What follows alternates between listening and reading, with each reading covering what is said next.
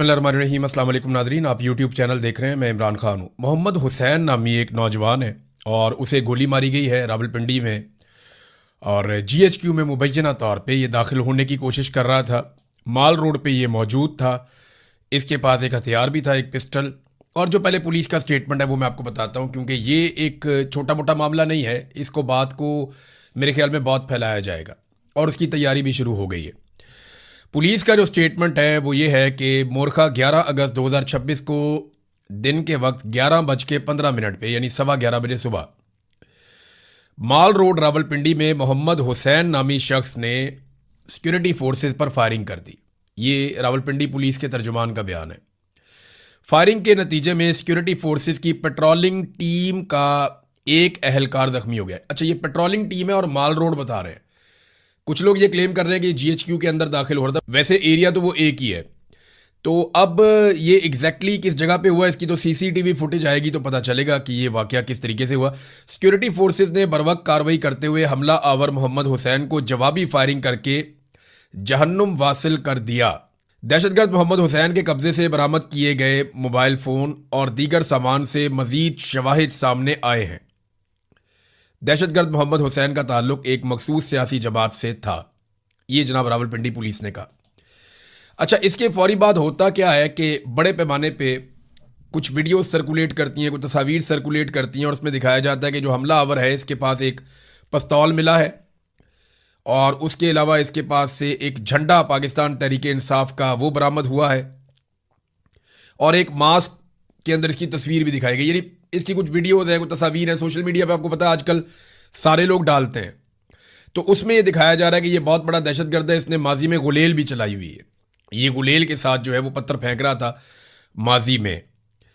और चंद ही मिनटों में इसकी सारी वीडियोस पुरानी जो है वो हासिल कर ली गई सोशल मीडिया से और वो चलाई गई। उसमें दिखाया गया कि ये एक जगह पे कहीं गुलेल चला रहा है, एक जगह पे कोई मास्क इसने पहना हुआ है। और जो सियासी जमातों के कारकुन वहाँ पे कारखानों मार्केट है वहाँ से ले लेते हैं जाके आंसू गैस से बचने के लिए, और पॉलिटिकल पार्टीज के पास भी ये होते हैं।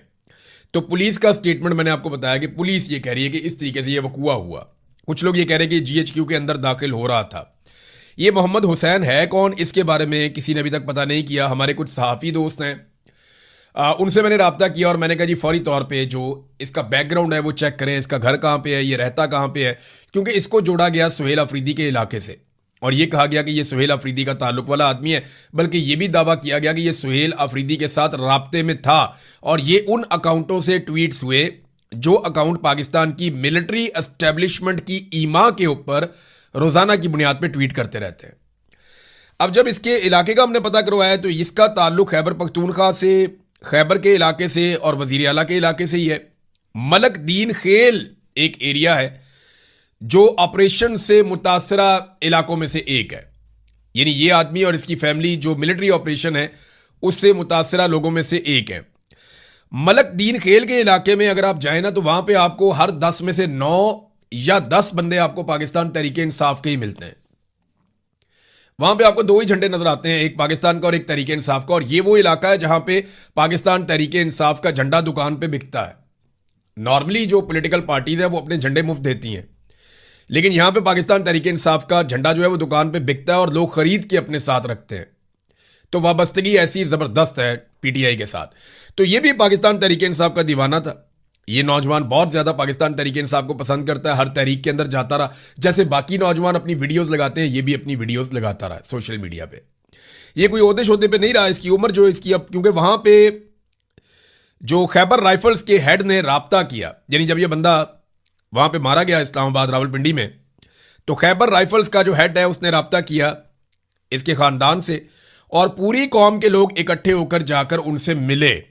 अब उन्होंने जो मालूमात वो कौम के लोगों ने दी है वहां पे जाके खैबर राइफल के हेड को, या वहां जाके उन्होंने जो बताया और जो इलाके से मालूमात इकट्ठी हुई है वो मैं आपके सामने रखता हूं। ये जो नौजवान है इसका एक भाई सरकारी मुलाजिम भी है, 2 भाई इसके जो है वो बैरून मुल्क भी रहते हैं, पाकिस्तान से बाहर रहते हैं। इसकी जो उम्र है वो गलत बताई गई है, उम्र 18-19 साल तक इसकी उम्र है, इससे बड़ी उम्र इसकी नहीं है, इसकी फैमिली ये बता रही है। कल सुबह 10-11 बजे तक, यानी जब ये इसको कत्ल किया गया इस्लामाबाद में, उससे एक दिन पहले सुबह 10-11 बजे तक ये अपने घर में मौजूद था वहां खैबर में। एक और चीज जो इसके बारे में बताई कि ये ज़हनी तौर पे बीमार था, और इन लोगों का एक प्रॉब्लम है कि इनको दौरे पड़ते हैं, यानी इनकी फैमिली के अंदर ये इशू है कि ये स्ट्रेस मैनेज नहीं कर सकते। ये होता है, जो लोग साइकोलॉजी को जानते हैं या जो साइकेट्रिस्ट हैं उनको आइडिया हो गया कि मैं क्या बात कर रहा हूं। इनका स्ट्रेस मैनेजमेंट का इशू होता है, ये बहुत जल्दी गुस्से में आ जाते हैं, बहुत जल्दी लड़ पड़ते हैं, ये गोली भी चला देते हैं। कुछ अर्सा पहले इसका एक और कज़न है, उसने अपने खानदान के अंदर ही गोलियां चला दी थी, और ये माजी में भी इसका कोई रिकॉर्ड ऐसा नहीं है। तो वो कहते हैं जी ज़हनी तौर पे ये बहुत कमज़ोर था और ये ज़हनी तौर पे ठीक बंदा नहीं था। ये उसकी फैमिली ने जाकर वहां पे बताया, और पीटीआई का ये दीवाना था। अब ये बंदा रावलपिंडी कैसे पहुंचा, क्योंकि यहां इसके इलाके में पिस्तौल किसी के पास होना कोई अजीब बात नहीं, हर एक के पास ही होता है। ये बाड़ा के करीब रहने वाले हैं, तो वहां पे तो सारी दुनिया पिस्तौल लेने जाती है। आप अभी सोशल मीडिया पे लिखें बाड़ा वेपन्स, तो आपको मार्केट खुल जाएगी, जो मर्जी उनसे वेपन खरीदता रहे, वहां से निकालना आपका अपना काम है। क्योंकि बाड़ा से जब आप निकलते हैं तो जगह जगह रास्ते में नाके होते हैं, और रावलपिंडी तक आप हथियार लेके पहुंच जाएं तो ये बड़ी अजीब बात होती है। लेकिन ये नौजवान के पास पिस्तौल कहां से आया, इसके बारे में अभी कोई पक्की इंफॉर्मेशन नहीं है, लेकिन वहां पे किसी के पास पिस्तौल होना ये कोई अजीब बात भी नहीं है। वहां बाड़ा में या खैबर में किसी के पास पिस्तौल होना कोई अजीब बात नहीं है। हाँ, ये पिस्तौल लेकर यहां पे आ जाना ये थोड़ी सी अजीब बात है। तो अब जो कुछ भी हुआ वो सीसीटीवी फुटेज आएगी तो पता चलेगा कि वहां पे हुआ क्या, ये कहां दाखिल होना चाह रहा था, पहले गोली किसने चलाई, वाकया कैसे हुआ, किसी लड़ाई के नतीजे में हुआ, या ये प्लान करके गया था और इसने अटैक कर दिया एकदम सिक्योरिटी फोर्सेस के ऊपर। तो जो असल बात है वो तो बाद में पता चलेगी। अब ये पब्लिक ट्रांसपोर्ट के अंदर गया, ये भी बात आप ध्यान में रखिएगा। जो अभी तक सोर्सेज ने बताया वो यही बताया कि ये किसी पब्लिक ट्रांसपोर्ट पे गया है, इसके पास अपनी कोई ट्रांसपोर्ट भी नहीं है जिसपे बैठ के ये रावलपिंडी तक जा सके। तो ये है नाजरीन अब तक जो हमें सूरत-ए-हाल पता चली है इस लड़के के बारे में, मोहम्मद हुसैन के बारे में। पीटीआई का कारकुन है, ज़हनी तौर पे कमज़ोर है, और ये स्ट्रेस मैनेजमेंट के इसके इश्यूज हैं जो माजी में भी रहे, और इसके अलावा इसकी अपनी फैमिली के अंदर भी इस किस्म के इश्यूज होते हैं। दो भाई इसके बैरून मुल्क हैं, और पूरी कौम ने जाकर बाकायदा सरकार को बताया कि जनाब ये ऐसा नहीं। अब ये कहा गया कि सुहेल आफरीदी से ये राब्ते में था। जब खबर दी गई तो उससे ऐसा तासुर बना कि जैसे जब ये गोली चलाने गया जीएचक्यू के ऊपर हमला हुआ तो उस वक्त सुहेल आफरीदी इसको फोन पे इंस्ट्रक्शन दे रहे थे कि जनाब अंदर बढ़ जाओ, जाके मार दो सारों को, ये कर दो वो कर दो। ऐसा नहीं है। जो टाउट्स ने बयानिया बनाया उसको इस तरीके से सनसनी खेज बनाने की कोशिश की गई जैसे 9 मई को सनसनी खेज बनाया गया था, और एक पूरे फॉल्स फ्लैग ऑपरेशन को उठा के एक पॉलिटिकल पार्टी के खाते में डाल दिया था। ये उसी तरह की कार्रवाई करने की कोशिश की गई है। सुहेल आफरीदी से इसका जो एक राब्ता रजिस्टर्ड हुआ वो 2024 की जनवरी में हुआ था। कि जनवरी 2024 में अब तक की इतला के मुताबिक जो इंफॉर्मेशन बाहर आई, जनवरी 2024 में इसका सुहेल आफरीदी से राब्ता हुआ था इलेक्शन से पहले, और इलेक्शन से पहले तमाम लोगों से ही राब्ते करते रहते हैं, जो मर्जी जिसको मर्जी टेलीफोन कर लेता है। तो ये कोई अजीब या अचंभे की बात नहीं होती, ये होता रहता है। बहरहाल अब ये एक इंसिडेंट हुआ है, लेकिन इसको ऐसे पोर्ट्रे किया जा रहा है जैसे एक दहशतगर्द जमात है, उन्होंने दहशतगर्द भिजवा दिए और उन्होंने कातलाना और खुदकुश हमला करवा दिया है। ऐसा नहीं है। पीटीआई एक पुरअमन पॉलिटिकल जमात है, जिस तरह बाकी जमातें पॉलिटिकल जमातें हैं और वो पुरअमन एहतजाज पे बिलीव करती हैं, ऐसे ही पीटीआई भी करती है। पूरे पाकिस्तान में पीटीआई की बातचीत है, पूरे पाकिस्तान में ये एक मकबूल तरीन सियासी जमात है। और इमरान खान साहब ने हमेशा कहा कि हम एक गमला भी नहीं तोड़ना चाहते, हम कोई छोटा सा नुकसान भी नहीं करना चाहते, ये सारी अमलाक हमारी अपनी है। ये इंसिडेंट कैसे हुआ, इसके लिए सबसे इंपॉर्टेंट चीज जो है वो पुलिस के बयान से भी ज्यादा जरूरी ये है कि सीसीटीवी फुटेज को मंजरे आम पे लाया जाए, क्योंकि हर फॉल्स फ्लैग की सीसीटीवी फुटेज नहीं आती। तो यहां पे सीसीटीवी आएगी, क्लियर हो जाएगा इसने खुद ही हमला किया हो पुलिस पे, तो वो भी नजर आ जाएगा। किसी वजह से हमला किया हो, कोई झगड़ा हो गया या कोई और चीज हुई, वो भी नजर आ, जो भी हुआ ना वो सीसीटीवी फुटेज आएगी तो पता चलेगा कि एक्चुअली ये हुआ कैसे। नाज़रीन, सुहेल आफरीदी ने अभी तक लगभग उनके स्टेटमेंट को कुछ 36-38 घंटे गुजर गए हैं।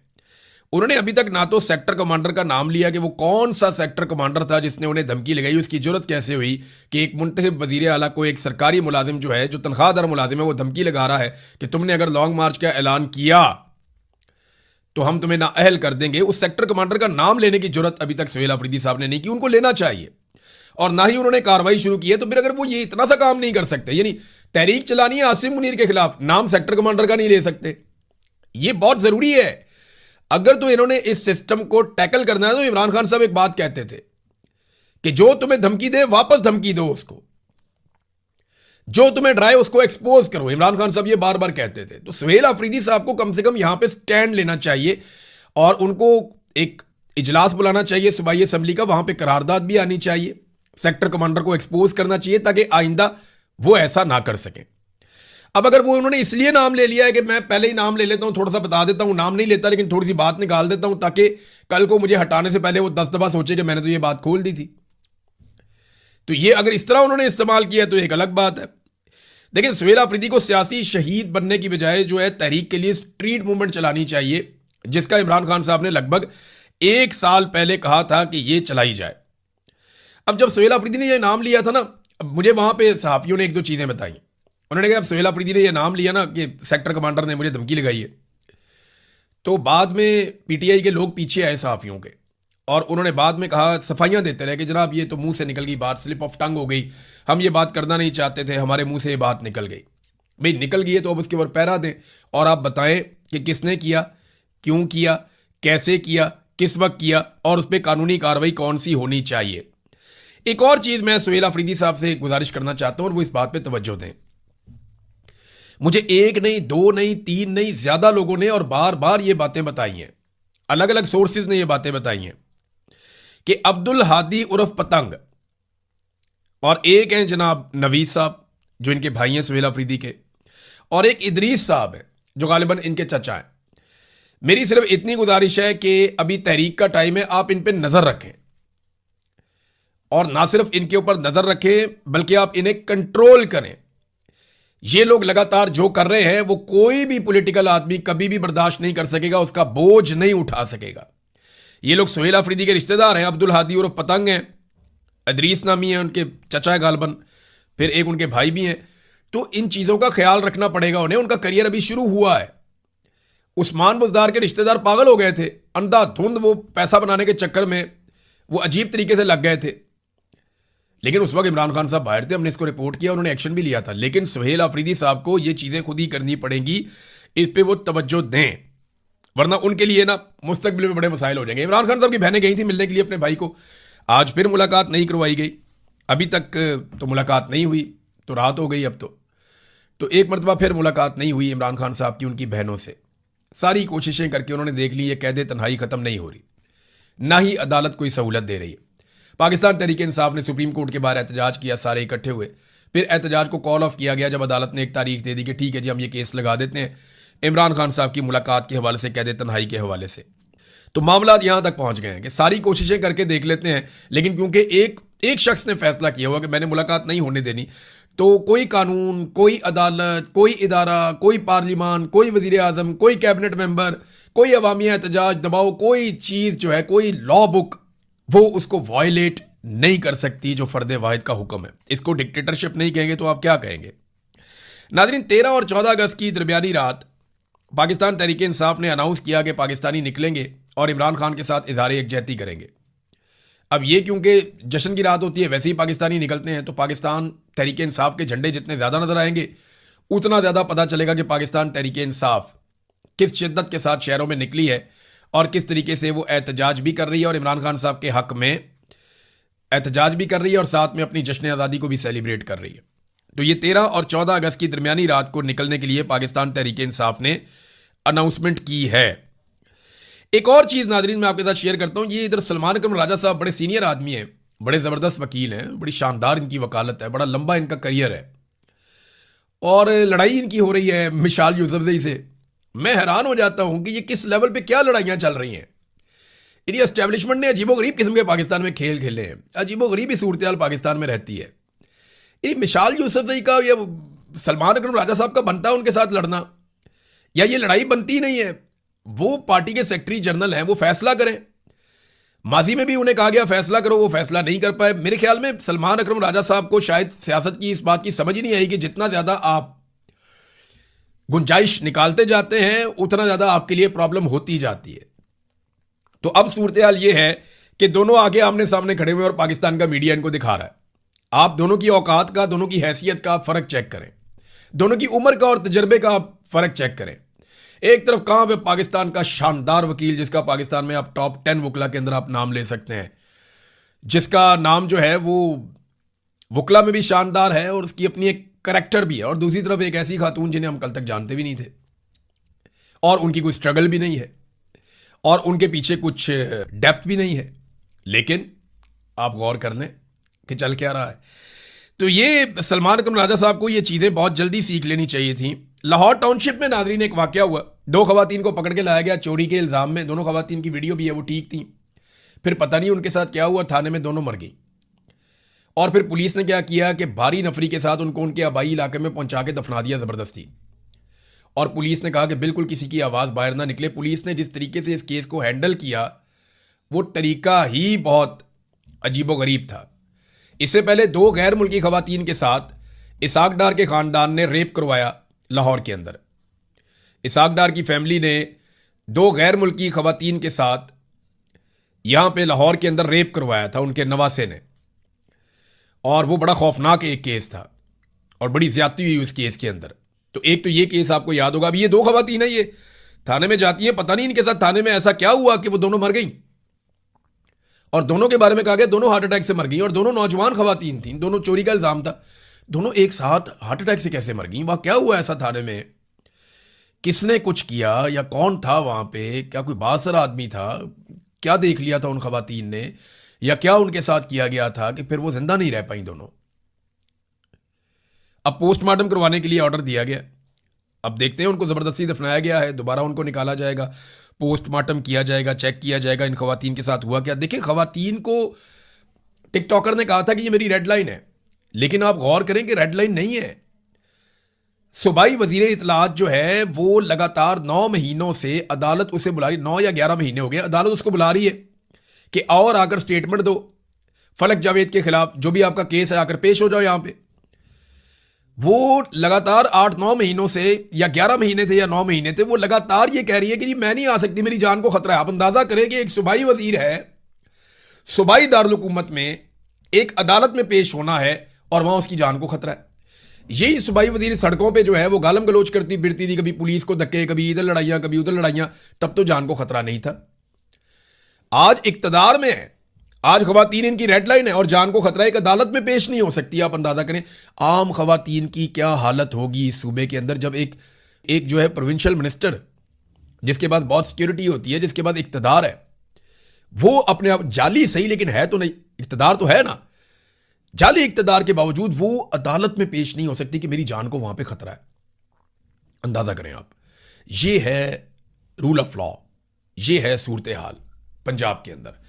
और हम सारे ये होता हुआ देख रहे हैं। 2 खवातीन के साथ पहले क्या हुआ, 2 खवातीन के साथ अब क्या हुआ, लगातार ये वाकयात हो रहे हैं और ये बड़ी बदकिस्मती है। जरदारी को कायल कर दिया गया नादरीन। आसिफ अली जरदारी ने समरियों के ऊपर दस्तखत कर दिए, नए जजेस भी आ गए, सबको मुबारक हो। जमहूरियत जो है वो आगे बढ़ गई है, जो पेंडिंग मामला थे पहले वाले वो भी सारे हल हो गए हैं। तो जरदारी साहब को पैगाम पहुंचाया गया। क्या पैगाम पहुंचाया गया, ज़्यादा देर छुपा नहीं रहेगा, अभी कुछ ना कुछ एक्टिविटी होगी, आपको पता चल जाएगा। अब तक के लिए इतना ही, अपना ख्याल रखिएगा, अपने इस चैनल का भी। अल्लाह हाफिज़।